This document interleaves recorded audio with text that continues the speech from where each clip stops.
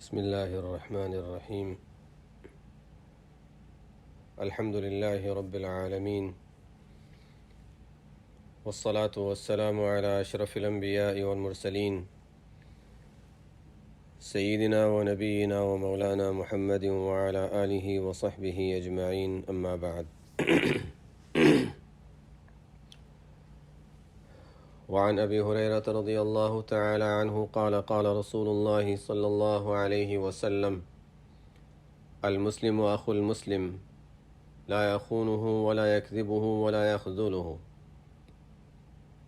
كل المسلم على المسلم حرام، عرضه وماله ودمه، التقوى هاهنا، بحسب امرئ من الشر أن يحقر أخاه المسلم، رواہ الترمذی وقال حدیث حسن۔ یہ حدیث نمبر 13 ہے۔ عنوان چل رہا ہے اس لیے کہ اس عنوان کی مناسبت سے روایتیں لائی ہیں۔ عنوان چل رہا ہے کہ مسلمانوں کی تعظیم، ان کا احترام، ان کے حقوق کا خیال رکھنا، ان کے ساتھ ہمدردی، مہربانی کا معاملہ، یہ عنوان چل رہا ہے۔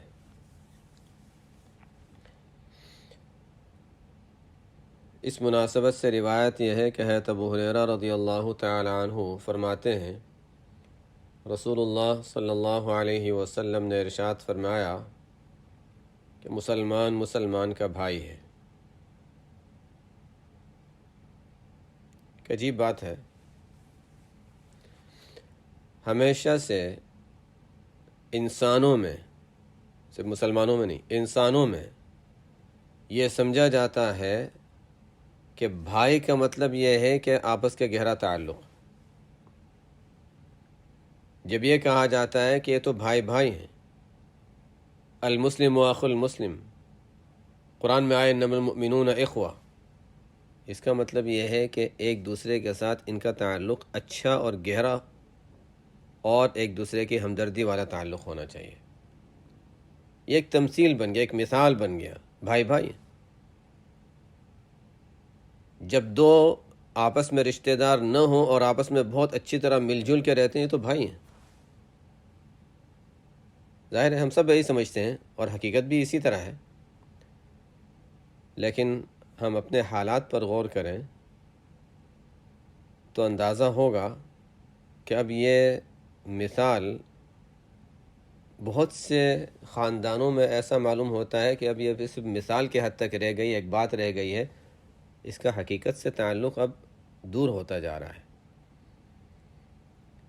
اس لیے کہ بہت سے بھائی وہ ہوں گے جن کا آپس میں جوڑ نہیں ہوگا، غیروں کے ساتھ تو جوڑ ہوگا لیکن بھائیوں کے ساتھ نہیں ہوگا۔ یہ ایک بہت بڑا نقص سمجھا جائے جو انسانیت کے لحاظ سے، صرف اسلام کے لحاظ سے نہیں، اسلام تو ہے ہی تاکید کرتا ہے اس کی، لیکن ایک انسانی اخلاق کے لحاظ سے، انسانیت کے اعتبار سے بھی بہت بڑا نقص انسانوں میں واقع ہوا ہے کہ بھائیوں میں آپس میں جوڑ نہ ہو، عداوت ہو، دشمنی ہو۔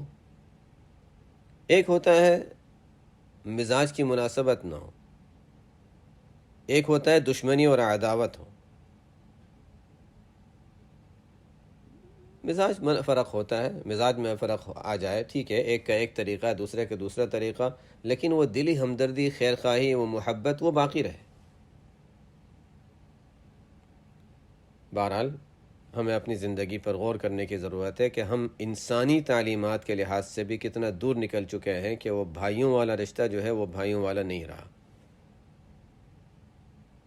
اور آپ صلی اللہ علیہ وسلم تو ہمیں سکھا رہے ہیں، دیکھو بھائیوں کے جو تعلقات آپس میں کتنے اچھے ہوتے ہیں، تو اجنبیوں کے ساتھ بھی تم جو مسلمان ہیں ان کے ساتھ بھی بھائیوں والا تعلق رکھو۔ اور ہماری اصطلاح میں اگر دیکھا جائے تو کیا مطلب ہوگا؟ اچھا، یعنی بھائی بھائی بن کر رہیں، اس کا مطلب ہے جیسے بھائیوں میں دشمنی ہوتی ہے ایسے رہیں؟ والعیاذ باللہ۔ المسلم اخو المسلم، مسلمان مسلمان کا بھائی ہے۔ جب بھائی ہے تو بھائی ہونے کے تقاضے پورے کرے۔ وہ کیا؟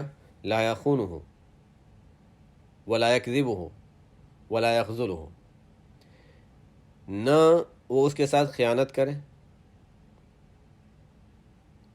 امانت داری کی کوئی بات آ گئی، بھائی نے بھائی کے پاس، ایک مسلمان نے دوسرے مسلمان کے پاس کوئی چیز امانت رکھوائی، کسی کی چیز لینا، چوری کر لینا، غصب کر لینا وہ تو بہت دور کی بات ہے۔ یہ بھی نہیں ہو سکتا کہ کسی نے ہمارے پاس امانت رکھوائی ہو اور وہ امانت میں ہم خیانت کر لیں۔ کسی نے راز کی بات ہمیں کہی ہو، ہم چپکے سے کسی اور کو بتا دیں۔ کوئی چپکے سے کوئی باتیں کر رہا ہے جو نہیں چاہتا کہ ہم اس کی بات سنیں، ہم نے کان لگا کر سن لیا اور ہم نے ان کی باتوں کو سن کر پھر اس کے خلاف بارے میں فیصلہ بھی کر لیا، بلکہ دوسروں تک پہنچا بھی دیا۔ لا یخونون، خیانت مسلمانوں میں نہیں ہو سکتی۔ اگر ہے اس کا مطلب ہے کہ اس کے اسلام کے معاملے میں تردد ہے کہ اسلام بھی ہے یا نہیں ہے۔ لا یخونہ، مسلمان اپنے دوسرے مسلمان کے ساتھ خیانت کا معاملہ نہیں کر سکتا۔ ظاہر ہے مسلمان کے ساتھ نہیں کر سکتا کہ مطلب کوئی یہ نہ سمجھے کہ غیر مسلم کے ساتھ کر سکتا ہے۔ یہ تو زیادہ تاکید بیان کی گئی کہ دیکھو مسلمانوں کا آپس میں ہی تو چونکہ جوڑ ہوتا ہے، آپس میں ہی تعلق ہوتا ہے۔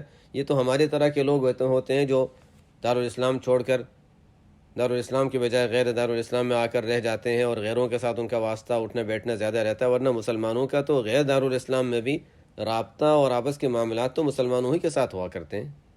تو اس لیے مسلمان کی قید لگائی کہ مسلمان کے ساتھ خیانت نہیں کرتا، اگر کرتا ہے تو اس کا مطلب ہے کہ اپنے اسلام کی خبر لے لے۔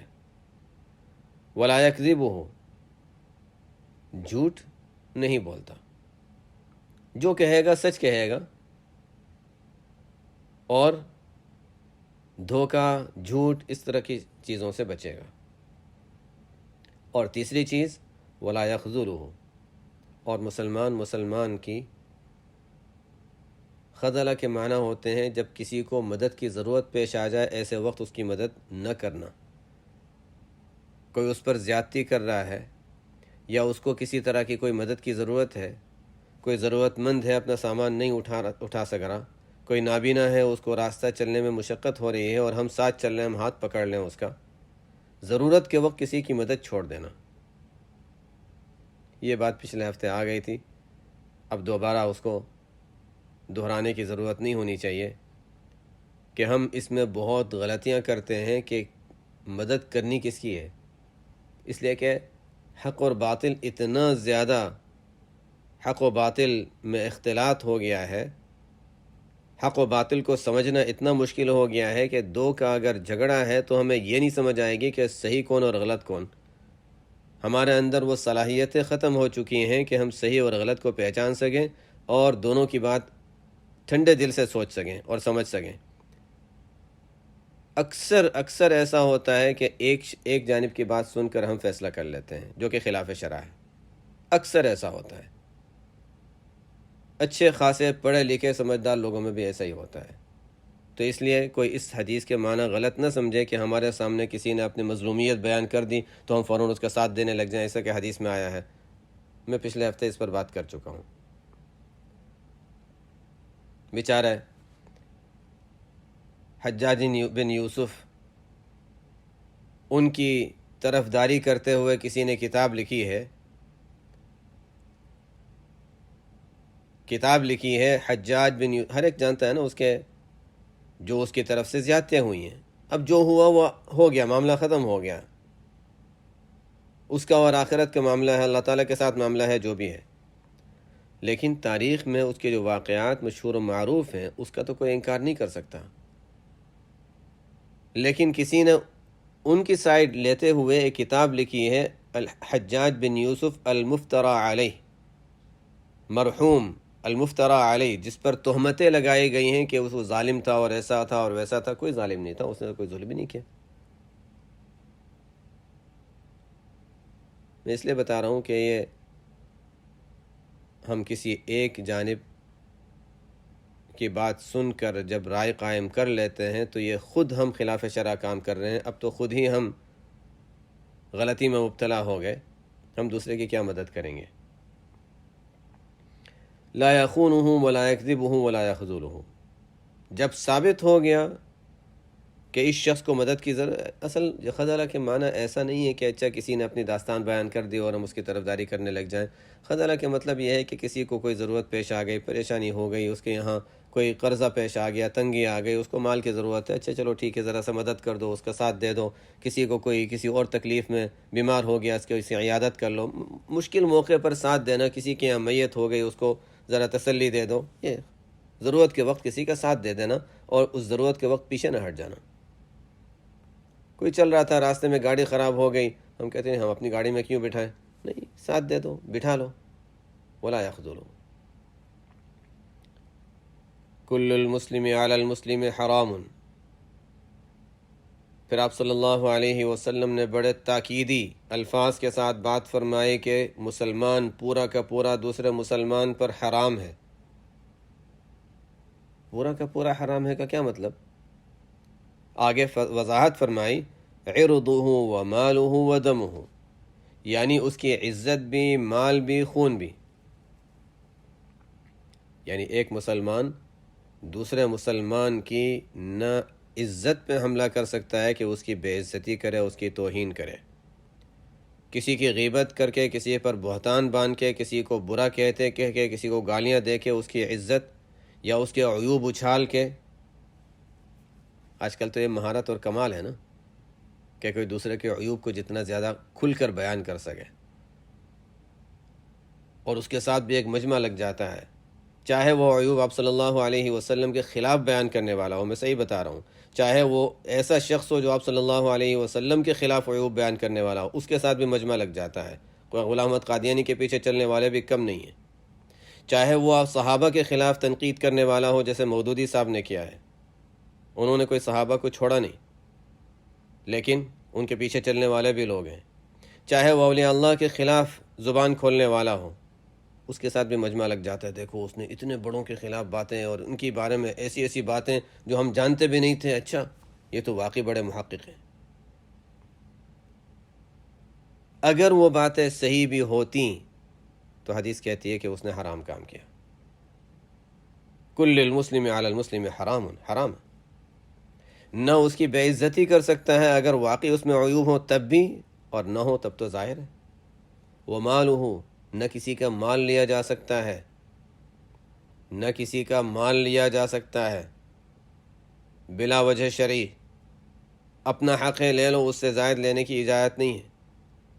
ودمہ، نہ کسی کا خون بہایا جا سکتا ہے۔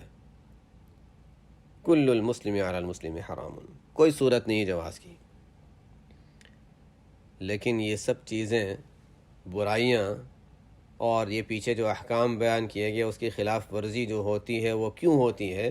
اس لیے کہ دل گندا ہے۔ جب دل گندا ہوتا ہے، دل میں ظلمت ہوتی ہے تو یہ چیزیں ہوتی ہیں۔ نہ وہ بھائیوں والا رشتہ رہا، اور نہ امانت داری رہی، خیانت ہوگی، نہ سچ رہا، جھوٹ ہوگا، نہ ضرورت میں کسی کا ساتھ دینا بلکہ پیچھے ہٹ جانا، نہ اس کی عزت، نہ اس کے مال، نہ اس کے خون کی کوئی پرواہ رہی۔ آپ صلی اللہ علیہ وسلم نے بہت ہی جامع مختصر لفظ میں فرمایا، التقوی ہا ہونا، اپنے دل کی طرف اشارہ کر کے فرمایا کہ تقوی تو یہاں ہوتا ہے، تقوی یہاں ہوتا ہے۔ تقوی ایک عجیب لفظ ہے، اس کی پوری تفصیل میں تو ہم نہیں جاتے، جیسے کہ ہمارا عنوان اس کا نہیں چل رہا، لیکن تقوی ایک عجیب لفظ ہے۔ قرآن کریم میں بار بار اگر کسی چیز کا حکم دیا گیا ہے تو وہ تقوی ہے، بار بار تقوی کا حکم دیا گیا۔ ایمان والوں کو یا ایھا الذین آمنوا اتقوا اللہ، بار بار۔ عام لوگوں کو یا ایھا الناس اتقوا ربکم۔ نبی صلی اللہ علیہ وسلم کو خاص خطاب کر کے یا ایھا النبی اتق اللہ۔ لیکن تقوی ہے کیا چیز؟ اللہ تعالیٰ جب کسی چیز کا حکم ایک مرتبہ دے دیتے ہیں تو وہ فرض ہے۔ ایک مرتبہ حکم دے دیا اقیموا الصلاۃ وآتوا الزکوٰۃ کا، ایک بھی حکم ہوتا تو فرض ہے، اور تقوی کا حکم بار بار آ رہا ہے۔ ہم سوچتے ہیں تقوی تو بزرگوں کی، اللہ والوں کی باتیں ہیں، یہ ہمارے سے تو بہت اونچی چیزیں ہیں، تقوی ہم کہاں تقوی اختیار کریں گے؟ یہی سمجھا جاتا ہے نا، ہم کہاں تقوی اختیار کریں گے، یہ تو بڑوں کی باتیں ہیں، بزرگوں کی باتیں نہیں، تقوی تو فرض ہے۔ یہ کہنا کہ ہم کہاں نماز پڑھیں گے، ہاں وہ حقیقی معنی والی نماز جو آپ صلی اللہ علیہ وسلم کی تھی، وہ دھیان اور خشوع وہ والی اس درجے کی ہم نہیں پڑھ سکتے، ظاہری شکل تو اختیار کر سکتے ہیں۔ اسی طرح تقوی کی ظاہری شکل تو ہم اختیار کر سکتے ہیں۔ تقوی کیا ہے؟ تقوی کے دو مفہوم بیان کیے جاتے ہیں اور دونوں ہی صحیح ہیں، اور دونوں ایک ساتھ، دونوں کا ایک جوڑ ہے جس کو لازم ملزوم کہتے ہیں۔ تقوی کا ایک ترجمہ کیا جاتا ہے ڈر، اللہ کا ڈر ہو، خوف ہو، خشیت ہو، یہی اسی معنی میں تقوی۔ اور دوسرا مفہوم اس کا بیان کیا جاتا ہے تقوی کے معنی بچنا، اور دونوں صحیح ہیں اور دونوں لازم ملزوم ہیں۔ جب اللہ کا خوف دل میں ہوتا ہے تو اس کی وجہ سے انسان برائیوں سے بچتا بھی ہے، لازم ملزوم ہو گیا، یہ چیز ہے تو وہ چیز ہوگی۔ اس لیے کہ بغیر اللہ کے خوف کے بچنا بھی مشکل ہو جاتا ہے۔ انسان گناہ سے کیوں بچے گا؟ ایسے گناہ کرنے کے تقاضے اتنے پائے جا رہے ہیں، اور بچنے کے لیے جب اللہ کا خوف دل میں نہیں ہے، جب خوف خدا نہیں ہے، تو بچانے والی کوئی چیز نہیں مل رہی ہے۔ تو اس لیے بچنے کے لیے خوف بھی ضروری ہے۔ اس لیے تقوی کے دونوں معنی بالکل صحیح ہیں کہ بچنا اور ڈرنا دونوں ٹھیک ہے۔ التقوی ہاں ہونا، تقوی یہاں ہوتا ہے، دل کی طرف اشارہ کر کے فرمایا تقوی یہاں ہوتا ہے۔ دل میں اللہ کا خوف ہوگا تو پھر انسان ظاہر اعضاء سے اس سے بچے گا۔ قرآن کریم کی آیت ہے سورہ والنازعات آخری پارے میں، وَأَمَّا مَنْ خَافَ مَقَامَ رَبِّهِ، وہ شخص جو اپنے رب کے سامنے کھڑا ہونے سے ڈرتا رہا کہ اللہ کے سامنے مجھے ہر عمل کا حساب دینا ہے، ہر بات کا حساب دینا ہے۔ خاف مقام ربہ ونہى النفس عن الہویٰ، اپنے نفس کو خواہشات سے روکتا رہا۔ روکنا، ڈرنا، رکنا، دونوں چیزیں آ گئیں، یہ تقوی کا حاصل ہے۔ تقوی کے دونوں مفہوم اس آیت میں آ گئے۔ التقوی ہا ہونا، فرمایا تقوی تو یہاں دل میں ہوتا ہے۔ جب دل صاف ہوگا، دل میں اللہ کا خوف ہوگا۔ دل میں خوف کب آئے گا؟ دل میں اللہ تعالیٰ کی خشیت اور خوف کب آئے گا؟ اللہ تعالیٰ کی محبت دل میں کب آئے گی؟ کیا عداوتوں کے ساتھ، دوسروں کے ساتھ دشمنی رکھنے کے ساتھ؟ نہیں۔ جہاں گند ہوتا ہے وہاں اچھی چیزیں نہیں ہوتی، اور اچھی چیزیں ہوتی بھی ہیں تو وہ دب جاتی ہیں، نظر نہیں آتی۔ ہم لوگ تو ان ملکوں میں عادی ہیں، جب کسی گھاس والے حصے میں ویٹ زیادہ ہو جاتا ہے تو گھاس اچھی نہیں اگتی، کبھی تو اتنا زیادہ کہ وہ گھاس بالکل دب جاتی ہے، ویٹ ہی ویٹ نظر آتا ہے۔ تو اس لیے اس کو صاف کیا جاتا ہے، نکالا جاتا ہے، پھر بہترین گھاس آتی ہے۔ اور کبھی اس پر بہترین دوائیاں ڈالی جاتی ہیں، اور دوائیاں ڈالنے سے اس کی گندگی جو اس کے ویڈ وغیرہ ہیں وہ ختم ہوتے ہیں، اور تو پھر اچھی سی گھاس آ جاتی ہے۔ ہمیں بھی یہی کرنے کی ضرورت ہے، گندگیوں کو نکالیں، اچھی سی اس پر ذکر اللہ کا کیمیکل ڈالیں، اور ذکر اللہ کے کیمیکل ڈالتے رہیں، اس لیے کہ ویٹ بہت زیادہ ہے، گند زیادہ ہے۔ ذکر اللہ کے ذریعے سے دل کو آباد کریں، کرتے رہیں کہ اچھی سی پھر اس میں پیداوار ہو گئے، اللہ کی محبت اس میں آئے، اللہ کا خوف اس میں پیدا ہو۔ التقوی ہا ہونا، یہ ایک ضرورت ہے ہماری، التقوی ہا ہونا۔ بحسب امرئ من الشر ان يحقر اخاه المسلم، آگے آپ صلی اللہ علیہ وسلم نے ایک اور اہم بات ارشاد فرمایا کہ دیکھو، کسی مسلمان کسی شخص کے برا ہونے کے لیے، بحسب امرئ من الشر، کسی بھی شخص کے برا ہونے کے لیے کافی ہے۔ کیا بات کافی ہے؟ اتنی بات کافی ہے ان یحقر اخاہ المسلم، کہ اپنے مسلمان بھائی کو حقیر سمجھے، کم درجے کا سمجھے۔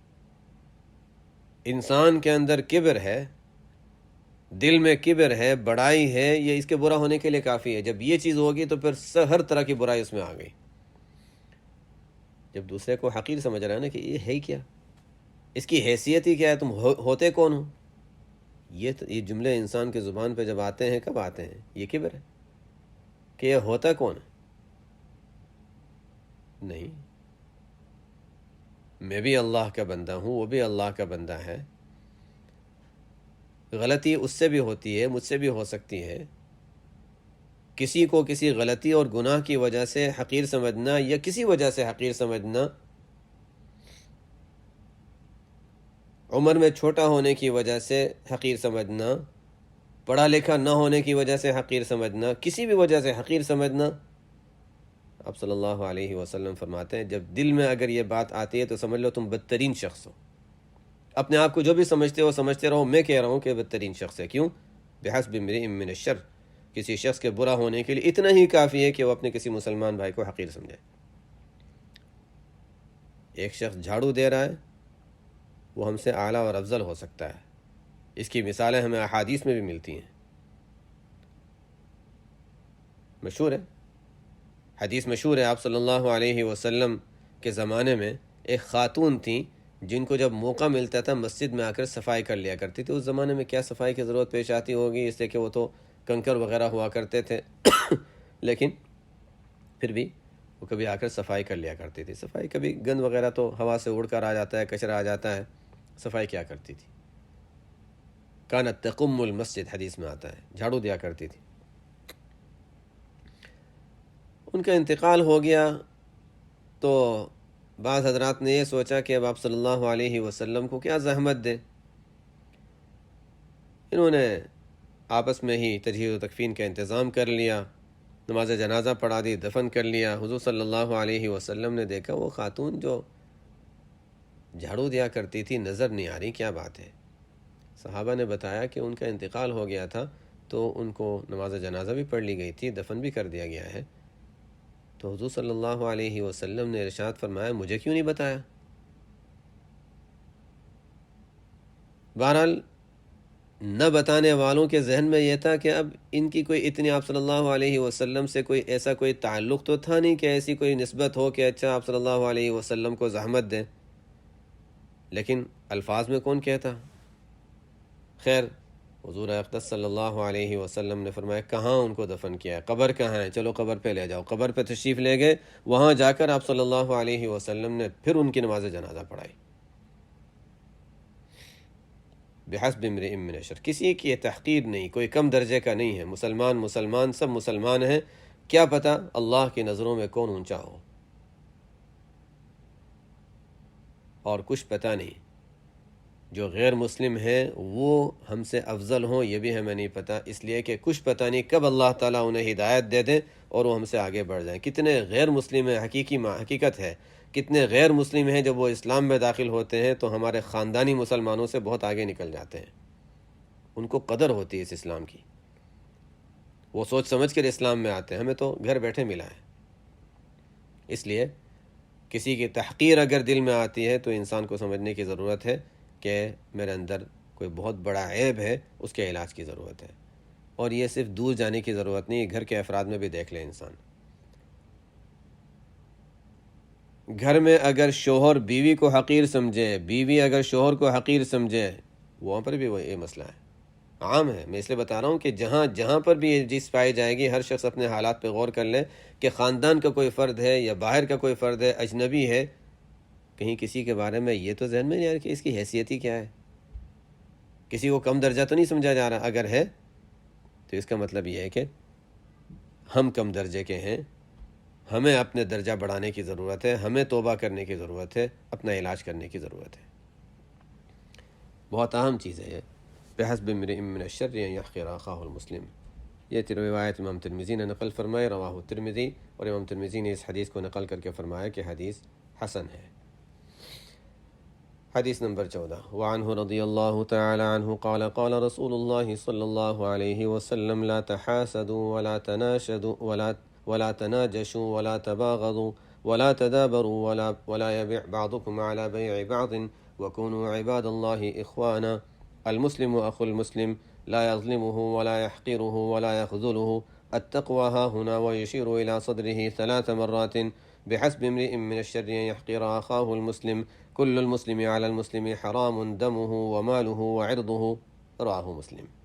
اب یہ روایت مسلم شریف میں ہے، تھوڑے سے الفاظ کے فرق کے ساتھ. روایت کیا ہے؟ ابو ہریرہ رضی اللہ تعالیٰ عنہ فرماتے ہیں رسول اللہ صلی اللہ علیہ وسلم نے ارشاد فرمایا کہ دیکھو آپس میں ایک دوسرے کے سے حسد نہ کیا کرو.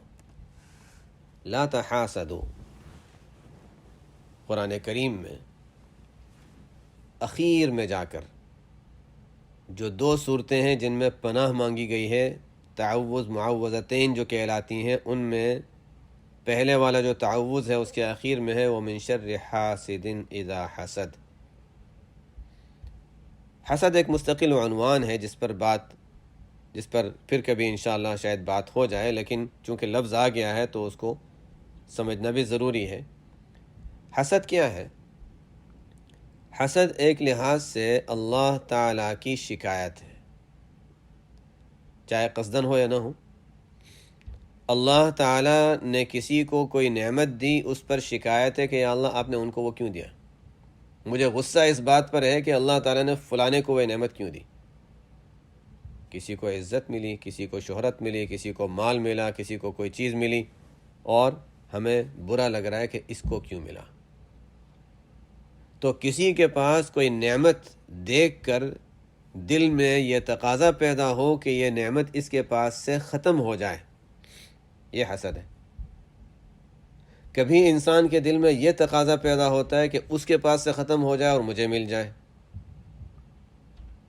اس کی لوگ عزت نہ کریں میری کریں، اس کے پاس یہ مال نہ ہو میرے پاس آ جائے، اس کے پاس یہ چیز نہ ہو میرے پاس آ جائے۔ جس کے اندر جو چیزیں ہر ایک اپنے بارے میں خود ہی سوچ لے، جس کو جس چیز کی محبت ہوتی ہے نا اسی کے سلسلے میں حسد بھی ہوتا ہے۔ کسی کو مکان کا شوق ہوتا ہے، کسی کا اچھا مکان دیکھ لیا تو حسد ہو گیا۔ بعضوں کو کپڑوں سے تعلق ہوتا ہے، بعضوں کو زیور سے تعلق ہوتا ہے، بعضوں کو برتن سے تعلق ہوتا ہے، بعضوں کو گاڑیوں سے تعلق ہوتا ہے، بعضوں کو فون سے تعلق ہوتا ہے۔ ہمارے حالات بھی تو کیا ہیں، بعضوں کو سب سے ہی ہوتا ہے۔ اور کسی کے پاس ہمارے پاس جو چیز ہے اس سے بہتر کسی کے پاس دیکھ لی تو اچھا اس کے پاس یہ چیز کیوں آ گئی، یہ اس کے پاس سے کسی طریقے سے ہٹ جائے۔ اب اس میں یہ ہوگا کہ اس کے پاس نہ رہے اور مجھے مل جائے، یہ بھی حسد کی ایک قسم ہے۔ دوسری قسم یہ کہ اس کے پاس نہ رہے، چاہے مجھے ملے یا نہ ملے، اس کے پاس نہ رہے۔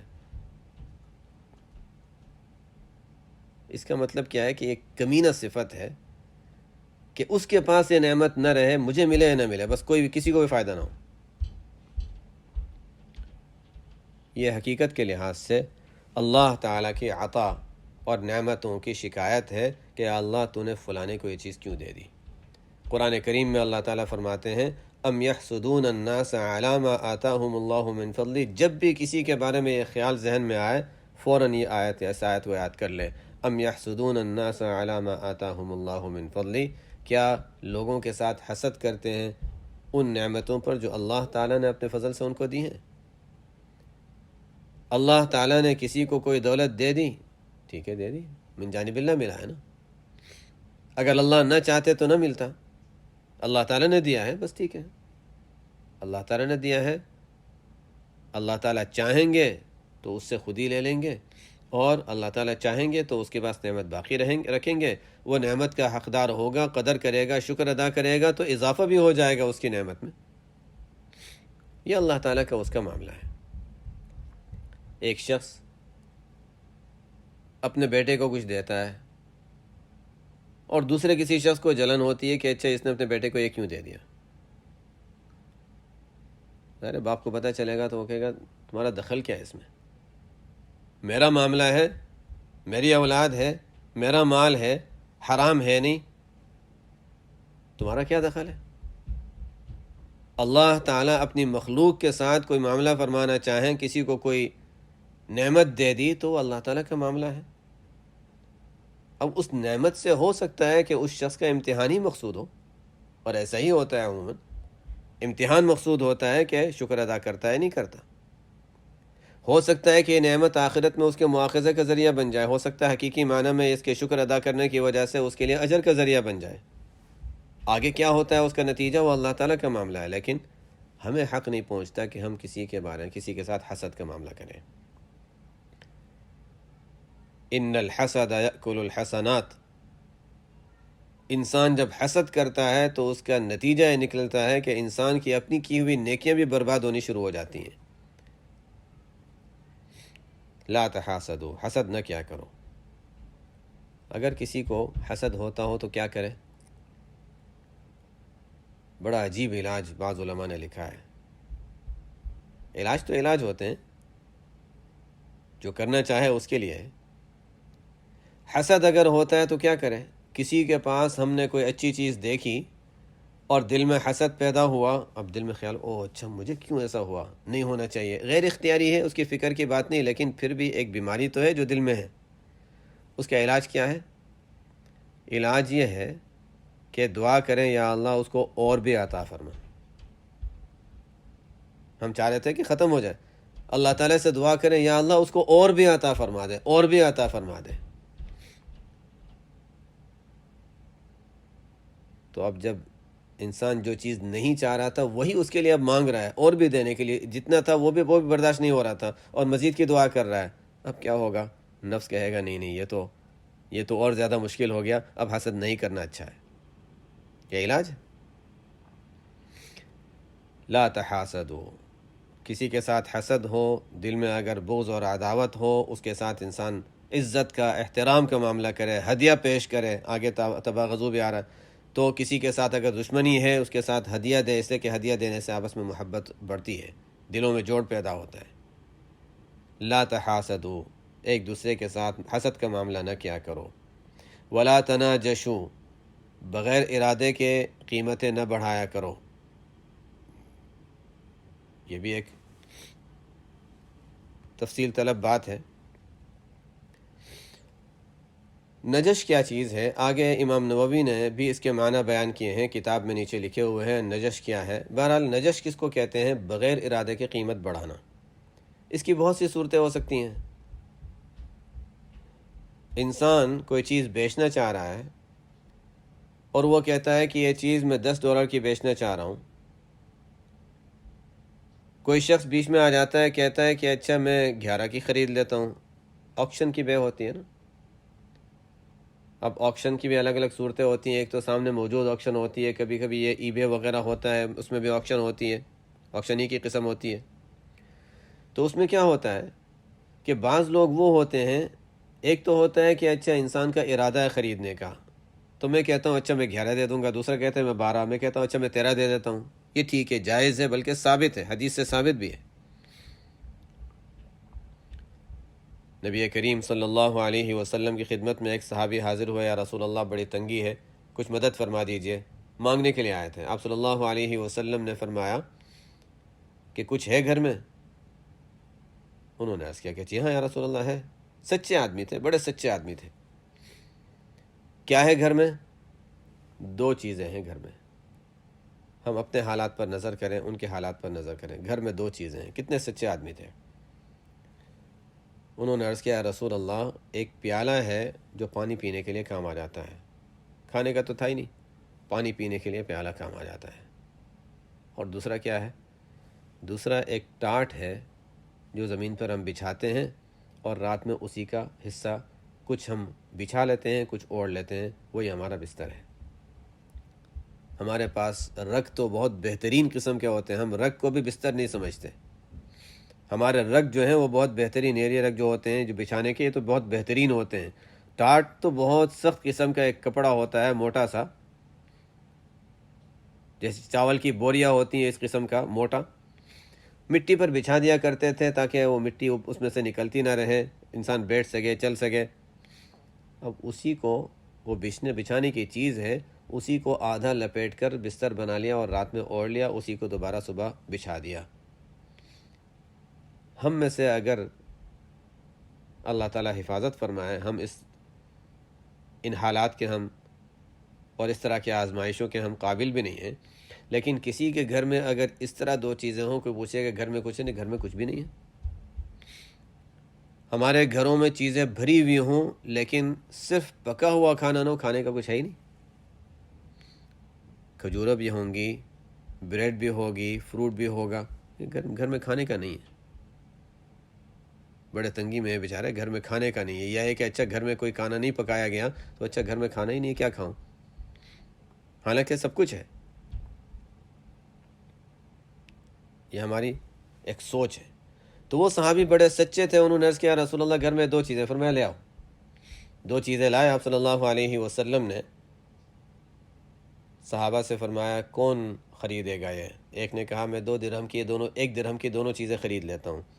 تو آپ صلی اللہ علیہ وسلم نے فرمایا 1 درہم سے زیادہ کون دے گا؟ ایک اور صحابی آیا، رسول اللہ میں 2 درہم میں خریدنے کے لیے تیار ہوں۔ ٹھیک ہے 2 درہم، دونوں چیزیں انہوں نے لے لی، اور 2 درہم آپ صلی اللہ علیہ وسلم نے وصول کیا، 1 درہم صحابی کو دیا جو مانگنے آئے تھے۔ اب ان کے گھر میں 2 چیزیں تھیں، وہ بھی گئی۔ 1 درہم دیا، کھانا خریدو، گھر میں کھانا دو تاکہ تم لوگ کھانا کھا لو۔ دوسرا درہم جو ہے اس میں کلہاڑے کے آگے جو لوہے کا حصہ ہوتا ہے وہ خرید کر لے آؤ۔ لکڑی آپ صلی اللہ علیہ وسلم نے اپنے ہاتھ سے اس میں باندھ کر دی، فرمایا جاؤ یہ کلہاڑا تیار ہے، اب جاؤ جنگل میں جاؤ، لکڑیاں توڑو اور بیچو، توڑتے رہو بیچتے رہو، دیکھو 15 دن تک نظر نہیں آنے چاہیے، 15 دن تک تم نظر نہ آؤ اور محنت کرو۔ چند ہی دن ہوئے تھے، آپ صلی اللہ علیہ وسلم کے پاس حاضر ہوئے، کیا حال ہے؟ اب تو بہت اچھا حال ہے، کچھ پیسے بھی جمع ہو گئے۔ آپ صلی اللہ علیہ وسلم نے فرمایا دیکھو یہ حال بہتر ہے اس سے کہ تم مانگتے رہو اور مانگنا کسی کے دل پر بوجھ پڑے اور قیامت کے دن تمہارے لیے وبال بن جائے۔ بہرحال اس حدیث سے جہاں بہت کچھ ہمیں سبق ملتا ہے، یہ بھی سبق ملتا ہے کہ قیمت بڑھانا جب سامنے والے کا ارادہ ہو خریدنے کا، اور آکشن کی بیع اس کا بھی جواز ثابت ہو جاتا ہے، جس کو بیع من یزید کہتے ہیں۔ لیکن انسان کا اگر ارادہ نہیں ہے خریدنے کا تو پھر قیمت نہ بڑھائے، جائز نہیں ہے۔ ولا تناجشوا، کبھی ایسا ہوتا ہے کہ انسان ویسے ہی کسی وجہ سے شوق ہوتا ہے یا دوسرے سے دشمنی ہوتی ہے، نہیں چاہتا، ایک گھر بک رہا ہے، آکشن میں ہے، تو مجھے تو نہیں خریدنا لیکن میں نہیں چاہتا کہ فلانے کو اتنا سستا مل جائے، تو اچھا میں قیمت بڑھاتا رہتا ہوں، گناہ ہے۔ کبھی ایسا ہوتا ہے کہ بیچنے والا ہی بعض لوگوں کو بٹھا دیتا ہے، اچھا تم اپنی میری قیمت بڑھاتے رہنا، اس کے ہی دوست بیٹھے ہوئے ہوتے ہیں، تو اس میں دونوں گنہگار ہیں، بیچنے والا بھی اور جو قیمت بڑھا رہا ہے۔ ایک گناہ میں جتنے لوگ شامل ہوتے ہیں وہ لوگ گناہ میں حصہ لے رہے ہیں۔ لا تناجشوا، اگر خریدنے کا ارادہ نہیں ہے تو قیمت نہ بڑھاؤ۔ ولا تباغضوا، اور ایک دوسرے کے خلاف بغض نہ رکھو، دشمنی نہ رکھو۔ اگر دشمنی ہو جائے، بغض ہو جائے تو یہ انسان میں بیماری ہے، اس کا علاج کیا ہے؟ اب اس کو ہدیہ دو، اس کے ساتھ اعزاز و اکرام کا معاملہ کرو، جو دل میں جو تقاضا ہے اس کے خلاف کرو، انشاءاللہ علاج ہو جائے گا۔ ولا تدابروا، پیٹ پھیرنا، ایک دوسرے سے پیٹ نہ پھیر لیا کرو، منہ موڑ لو، وہ آ رہا ہے تو اچھا مجھے دیکھنا بھی نہیں، اس کو مجھے دیکھنا بھی نہیں، قطع تعلق۔ ولا تدابروا ولا يبع بعضكم على بيع بعض، اور دیکھو بعض کی بیع پر بیع نہ کیا کرے، تم میں سے کوئی دوسرے کی بیع پر بیع نہ کرے۔ یعنی ایک شخص کوئی چیز بیچنا چاہ رہا ہے، اب سامنے ایک خریدنے والا ہو، 2 ہوں، 3 ہوں، ایک کہتا ہے میں اتنے میں لے لیتا ہوں، دوسرا کہتا ہے اتنے میں لے لیتا ہوں، وہ تو ٹھیک ہے۔ میں نے ایک شخص کے ساتھ بات کی، اچھا یہ میں بیچ رہا ہوں $10 کی ہے، تمہیں خریدنی ہے؟ ہاں مجھے خریدنی ہے۔ اچھا بس ٹھیک ہے، $10 ٹھیک ہے، مناسب قیمت ہے؟ ہاں مناسب قیمت ہے۔ بس ابھی تک یہ بات تقریباً طے ہو گئی تھی، معاملہ نہیں ہوا تھا لیکن تقریباً طے ہو گیا تھا معاملہ، اتنے میں کوئی تیسرا بیچ میں آ جاتا ہے، 10 کی بیچ رہے ہیں، میں 11 کی خرید لیتا ہوں۔ یہ ہے دوسرے کے معاملے پر درمیان میں آ کر معاملہ کر لینا۔ منع کیوں ہے؟ حالانکہ بیع تو ہوئی نہیں، منع اس لیے ہے کہ اب ظاہر ہے دل خراب ہوں گے کہ میرا اس کے ساتھ طے ہو گیا تھا کہ وہ $10 میں مجھے بیچنے والا تھا، اتنے میں یہ بیچ میں آ گیا، اس کے آنے کی وجہ سے میرا معاملہ خراب ہو گیا، اب آپس میں دل ٹوٹیں گے۔ ایسا کوئی معاملہ نہ کرو جس میں بد اخلاقی ہو، ایسا کوئی معاملہ نہ کرو جس میں آپس میں دل ٹوٹتے ہوں۔ ولا يبع بعضكم على بيع بعض وَكُونُوا عِبَادَ اللَّهِ إِخْوَانًا، اے اللہ کے بندو بھائی بن کر رہو، وہی والی بات آ گئی، بھائی بن کر رہو، چاہے ہم اس کے جو بھی معنی سمجھیں، حدیث کے معنی یہ ہیں کہ بھائی بن کر رہو، یعنی جڑ کر رہو، آپس میں ہمدردی، شفقت، محبت کے معاملے کے ساتھ رہو۔ المسلم اخو المسلم، مسلمان تو مسلمان کا بھائی ہے، لا یظلمہ، نہ اس پر ظلم کرتا ہے، ولا یحقرہ، اور نہ اس کو حقیر جانتا ہے، نہ اس کی توہین اور بے عزتی کرتا ہے، نہ اس کو حقیر جانتا ہے، ولا یخذلہ، اور نہ مدد کے موقع پر اس کی مدد چھوڑتا ہے۔ التقوی ہا ہونا، التقوی ہا ہونا، التقوی ہا ہونا، دل کی جانب، سینے کی جانب، اور دل میں، سینے میں دل ہے، اس جانب آپ صلی اللہ علیہ وسلم نے اشارہ کر کے فرمایا، 3 مرتبہ اشارہ کر کے فرمایا کہ تقوی تو یہاں ہے، یہاں ہے، یہاں ہے۔ دل صاف ہوگا، دل میں اللہ کا خوف ہوگا، خشیت ہوگی، تو یہ سب چیزیں انسان صحیح کرتا رہے گا۔ بحسب امرئ من الشر ان يحقر اخاه المسلم، وہی پیچھے والی بات، کسی شخص کے برا ہونے کے لیے یہی کافی ہے کہ اپنے مسلمان بھائی کو حقیر سمجھے۔ کل المسلم علی المسلم حرام، پورا مسلمان دوسرے مسلمان پورا کا پورا دوسرے مسلمان پر حرام ہے، اس کا خون بھی، مال بھی، عزت بھی۔ رواہ مسلم، یہ روایت مسلم شریف نے، امام مسلم نے روایت فرمائی ہے۔ سبحانک اللہم و بحمدک، اشہد ان لا الہ الا انت، استغفرک و اتوب الیک۔